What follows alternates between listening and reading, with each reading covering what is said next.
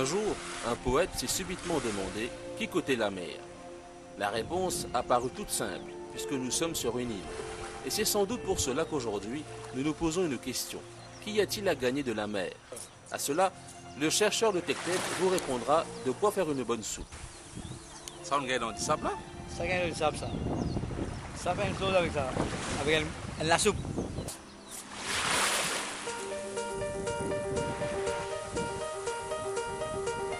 Notre République est désormais riche de 2,4 km² d'océan. Et avec de telles façades, il est crucial d'explorer et d'exploiter ce potentiel. Un défi pour l'avenir.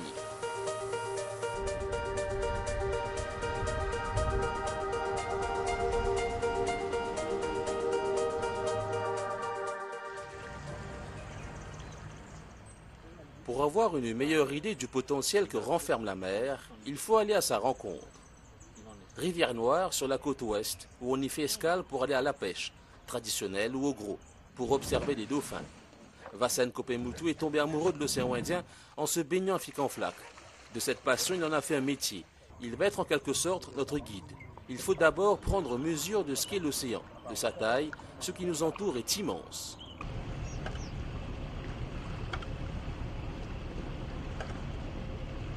Tu as un bateau pêche au gros, Romulus, etc. Immatriculé PC. Tu peux avoir un bateau plaisir, comment ça voilier là, c'est un monsieur qui fait la voile pour le plaisir parce qu'il est content la mer. Et puis tu peux avoir un bateau privé, hein, PPC, qui, bon, c'est évident week-end, tout ça. La mer, il y a encore du travail à beaucoup de gens, à travers le secteur touristique. Ban Jimoun qui a des dauphins par exemple, qui a fait ban croisière ou tout ban catamaran, hein, total fait ban grillade, ban croisière, ban îlot, ban gros bateau de pêche parce que Rivière Noire est connu pour un centre, ban gros bateau de la pêche, pour ban la pêche marlin, thon, etc. Et également ban bateau de pêche artisanal. Et donc c'est un endroit vraiment que tu as un mélange d'activités qui est lié à la mer. Et tout ça ban bateau autour dans Salabella, sa quantité finit peut-être triplée ou quadruplée au cours des 5 dernières années, ce qui veut dire qu'il y a beaucoup de gens qui gagnent la vie au à la mer, à travers tout ça, bonne activité qui me fait dire là. Et donc la mer, c'est un maman, il nourrit beaucoup de gens. Et une affaire qui la mer, qui les gens considèrent souvent, c'est que la mer n'est jamais pas pour les sous-tomber. Ou fin, ou peine à l'argent, ou peine à travail, ou elles étaient engolées dans des lots, ou peine sous poisson, ou peine manger. Tandis que si vous peine accès à la mer, c'est beaucoup plus difficile. Donc la mer, beaucoup de gens ont un respect pour la mer aussi. Et les autres respectent pour sa raison-là. Ils donnent beaucoup de travail, ils nourrissent beaucoup de familles.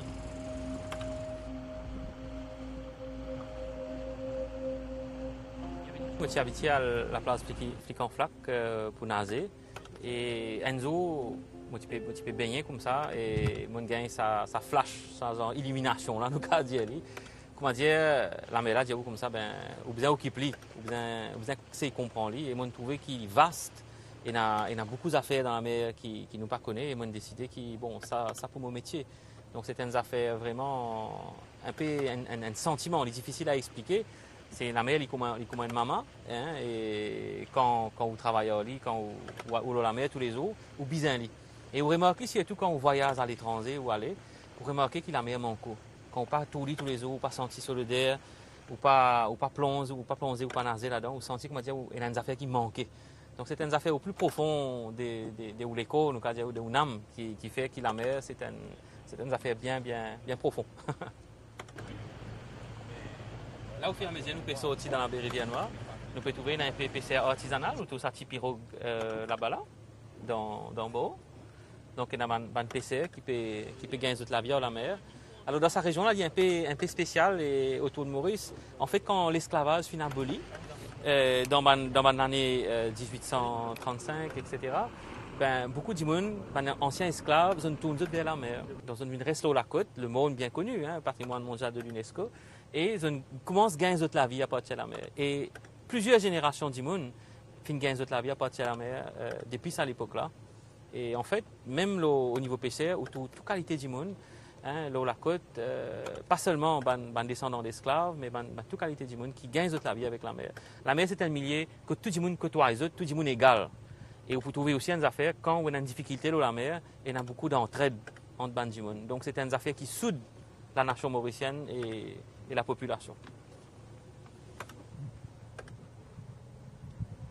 En fait, côté là-bas, gros la rivière, bon, ici nous avons la grande rivière Noire qui coule dans la mer, les empêches corail poussé, et il fait qui on a une baie ouverte, ça veut dire ou directement dans l'océan. Quand on met les pieds dans des lots, pareil pour la baie Tamarin, etc.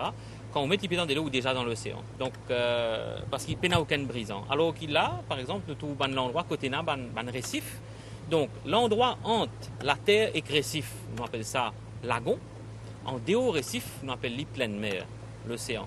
Mais dans une baie, comme en rivière Noire avec Tamarin, comme en pénal récif, à cause de la présence de la rivière là, nous directement dans l'océan. Donc, pénal aucun obstacle, pénal aucune obstruction.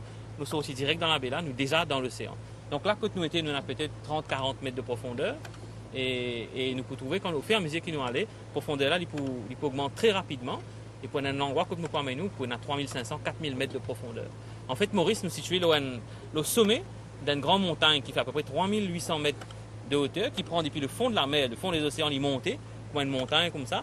Et ça qui nous trouvait, Maurice, l'île que nous vivons là, c'est ça bout là-haut, sa grande montagne que nous étions là. Donc, c'est le sommet d'un grand volcan qui fait une poussée à partir du fond de la mer. Une petite île perdue dans l'océan, mais une grande île pour sa surface qui contourne. Exactement. En fait, il y a une ligne qui nous appelle le baseline, qui fait le long de la côte. Et Maurice, il y a ce qu'on appelle une zone économique exclusive, donc une zone que l'exploitation, ça qui est dans sa zone-là, appartenait à lui. C'est pas ce territoire, mais c'est une zone que ça qui est dans la mer là, Nipouli, de 200 000 nautiques. Alors, 1 000 nautiques, c'est à peu près 1,8 km. Il fait où 360 km. Ça veut dire, si nous guettons l'Ars ici, 360 km à partir ici, il appartenir à l'île Maurice. Donc, c'est une zone immense au niveau de la superficie, puisque au total, nous avons 2,3 millions de kilomètres carrés. 2,3 millions de kilomètres carrés, ça fait presque 5 fois grandeur la France. Donc, c'est une zone immense. Et qui fait une zone immense parce qu'il y en a beaucoup d'îlots. Nous avons Maurice, nous avons 200 000 autour de Maurice, 200 000 autour de Rodrigue, Agaléga, Saint-Brandon, Tromelin et les Chagos.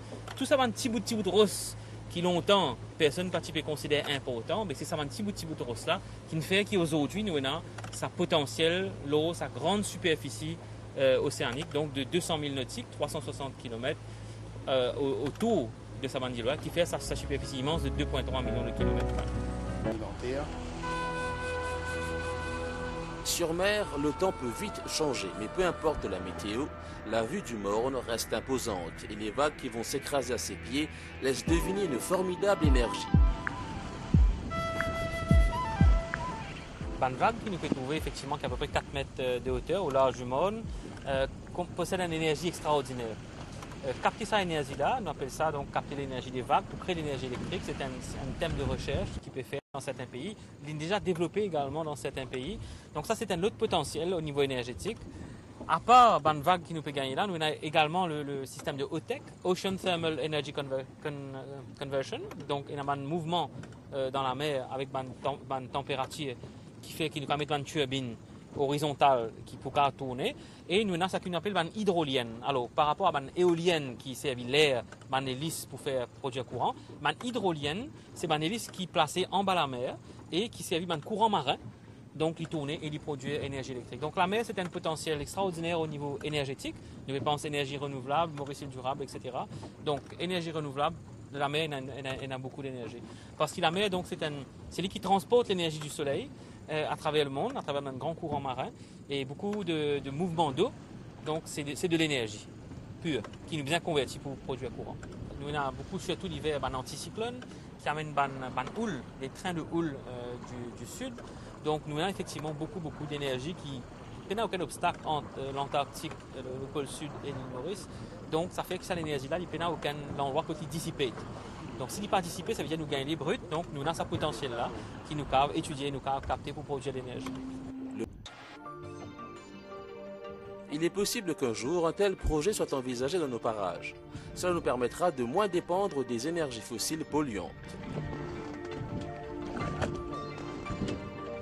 Alors là, nous à une dizaine de kilomètres du monde, en bas nous, il y a 3800-4000 mètres d'eau. Nous réaliser la grandeur à l'espace qui nous besoin préserver et gérer en même temps. Exactement, donc l'état océan, c'est ça en fait. La majorité Maurice, ça 2,3 millions de kilomètres carrés là, c'est c'est bleu, c'est la mer, c'est ça même. Et en fait, quand nous comparons, nous pouvons mettre 1233 fois l'île Maurice dans sa superficie qui est maintenant. Donc l'immense majorité, c'est ça. Alors, du monde qui a pensé, c'est un désert qui vous peut trouver, ou un des trois oiseaux marins qui passaient, vous connaissez qui, quand on oiseaux concentrés dans une bande de poissons. Mais en bas, là, en bas, nous les pieds, côté de 3800 mètres, 4000 mètres de profondeur, nous avons une ressource minérale, comment un nodule polymétallique, éventuellement une ressource pétrolière qui le pays a utilisé. Alors, nodule polymétallique, qui était exactement, c'est du nickel, du manganèse, du fer, c'est un peu une boule de métallique qui posait sur le fond de la mer, qui a ramassé et qui a récolté comme minéraux. Hein. Et puis, naturellement, il y a une étude qui vient de faire en 1974 par Texaco et en 1999 par Alconsult Limited au niveau du potentiel pétrolier dans nos zones de l'océan Indien. Donc, oui, il paraît un désert comme ça, mais il y a une ressource en bas de nos pieds, non seulement dans l'eau, des poissons, comment nous le trouver, mais aussi au fond de la mer, des ressources minérales. Mais l'état océan, l'île Maurice, en fait, qui était, si nous besoin prendre une image de l'île Maurice, mettez dans un livre, l'île Maurice, c'est ça. C'est ça l'espace bleu là. C'est ça, nous, l'état océan. Le monde est à la recherche de nouvelles sources d'énergie et de minéraux. Ce qui est rare sur Terre est plus abondant au fond des océans, où des tonnes et des tonnes de nodules polymétalliques attendent d'être remontés à la surface. Encore faut-il que nous puissions explorer le sol marin.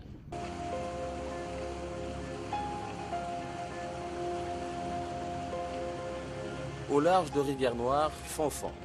Il a pris la mer à 7h30 ce matin. Il va rester là à pêcher jusqu'à 14h. Au bout des lignes, des sacres chiens.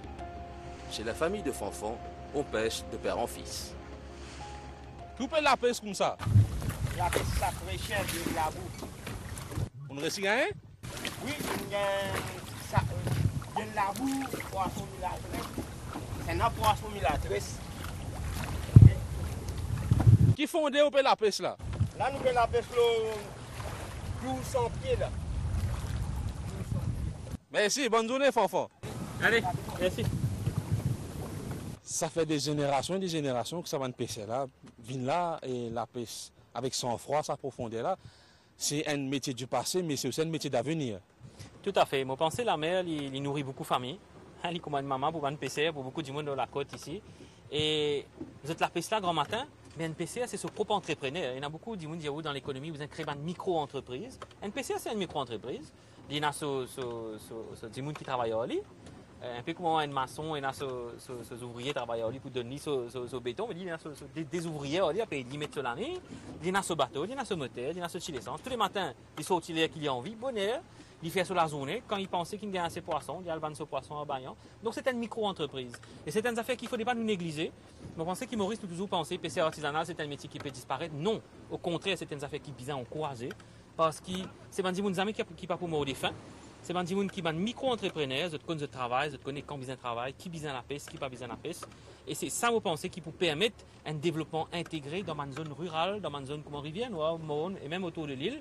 Parce qu'il crée effectivement un pôle d'emploi où il y a des gens qui viennent acheter poissons, où il y a Bayan, où il y a madame là qui fait comptabilité. À ces enfants-là qui commencent à prendre l'école, ils commencent à gagner un computer, ils commencent à mettre sur comptabilité, le Excel, le programme informatique. Je peux moderniser, mais PCR, vous pensez, c'est toujours un métier d'avenir et c'est une communauté qui est bien protégée, bien encouragée. Au niveau des poissons, oui, nous avons une ressource, mais il y a un danger au niveau de l'exploitation actuellement. Et vous pensez que dans le monde entier, il y a beaucoup de réunions de scientifiques pour voir comment nous pouvons diminuer ce problème-là et comment nous pouvons faire un stock remonté. Et une des solutions, c'est créer un immense parc marin océanique. Donc oui, nous avons une zone économique très large. Et c'est là qu'il y a une proposition qui me pensait qui est bien importante, c'est qu'il y a au moins 50%, ça 2,3 millions de kilomètres carrés là, nous besoin garder comme réserve marine océanique pour permettre ça un stock de poissons là, refaire, repeupler, pour les renourrir ça l'autre 50% là. C'est ça la gestion de l'océan. Nous ne pas qu'à prendre tout le poisson nous aller, nous besoin GLI et les parcs marins ils jouent un rôle bien important à ce niveau-là. Une activité inquiète les océanographes et les ONG qui militent pour la tranquillité des dauphins, qui ont adopté ces parages bien avant que l'homme n'y accoste. La gestion de nos ressources exige aussi de la discipline et du discernement. C'est vrai, c'est un spectacle qui nous comprend qu'il y a beaucoup de monde, nous trouvons des dauphins dans la nature, nous nageons aux autres. Mais il me semble qu'on trouve un dauphin qui a un aileron qui paraît comme un abîmé. Est-ce que c'est vraiment utile de faire ça comme ça? Vous pensez effectivement, donc ça c'est une autre étape, enfin comme le niveau des ressources océaniques. Effectivement, le dauphin attire beaucoup de touristes, donc le secteur touristique dépend, l'eau ou l'océan. Mais vous pensez que la façon qui ça peut dérouler au niveau de dolphin watching, pour dire qu'il y a des dauphins, vous pensez qu'il est un peu dangereux, à la fois au niveau de la sécurité des bandimouns, autour d'une vague 3-4 mètres qui peut écraser l'eau brisant, à peu près à 40-50 mètres des brisants, et là, madame, des enfants qui peuvent sauter dans des l'eau, qui peuvent zéter dans des l'eau pour le guet de dauphin. Si un bandimoun là a une malaise ou bien une vague prend à zéter l'eau brisant, c'est un danger. Et il y a également une affaire importante, c'est que ban dauphins souvent sont accompagnés de ban requins. Il y a des requins marteaux souvent qui tournent autour, bien des autres types de requins. Alors au niveau sécurité bandimoun, je pense que ça aussi c'est un autre problème qui bien guetté. Et puis effectivement, nous avons un dauphin. Bon, ça c'est ban dauphin Tuasiops truncatus, flipper, ban grand dauphin gris. Et nous trouvons qu'il y a un dauphin qui a une nageoire dorsale qui cisaillée. Et je pense que ça c'est un signe qui peut-être un bateau ne passe à lui. Donc, un l'hélice, il bien coupe sa nageoire dorsale là et il crée un dommage. Et nous trouvons effectivement comme un dauphin concentré. Tout ça, un bateau, nous avons 2, 4, 6, 7 bateaux. Comme un dauphin sorti pour respirer, tout un bateau fonce au dauphin là. Ils n'ont pas gardé distance sécurité, ils n'ont pas respecté le dauphin là. Il y a un harcèlement de la population de dauphins. Et beaucoup de touristes, même qui m'ont joint, ils n'ont pas content ça dolphin watching là parce qu'ils ont trouvé qu'il y a trop harcèlement et qui m'ont pensé bien réglemente sa activité là. Dans le respect de la nature, nous pas là pour tirer à bousser manger du monde. Mais de règlement, ça ne veut pas dire empêcher du monde travail. Ça veut dire faire travail là bien dans les normes internationales et dans le respect de l'environnement et de la nature. Faire un règlement, ça veut dire t'as un bateau, guetter si peut-être nous mettre un bateau avec une hélice qui protégé pour qu'il n'y ait pas blesse un dauphin là. Mettre un règlement peut-être pour guetter, comme on dit, zette dans des lots. Si un dimoun mort, un dimoun tombe dans des lots, un touriste, ou bien il peut faire une mauvaise publicité pour Maurice, eux même, pour PSG. Donc faire un règlement, c'est faire ça dans les règles de l'art. C'est faire aller bien, c'est faire aller d'après les normes, en toute sécurité, en protégeant la nature et en respectant la ressource. Donc on pensait qu'il nous besoin de l'avoir avec un règlement, effectivement, pour le dolphin watching. Et on pensait que l'océan, non seulement il pouvait un pilier de l'économie, mais il pouvait le pilier de l'économie mauricienne dans les années à venir. Parce que dans le monde entier, déjà, tout le grand pays fait trouver que les océans, la mer, c'est l'avenir de l'humanité. Donc, si nous pouvons faire correctement, nous pouvons avoir un grand potentiel pour le pays.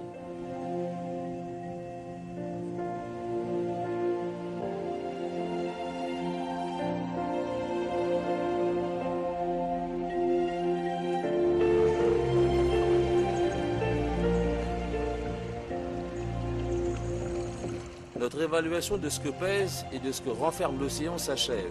Elle est pleine de promesses, peu importe de quel côté on la cherche.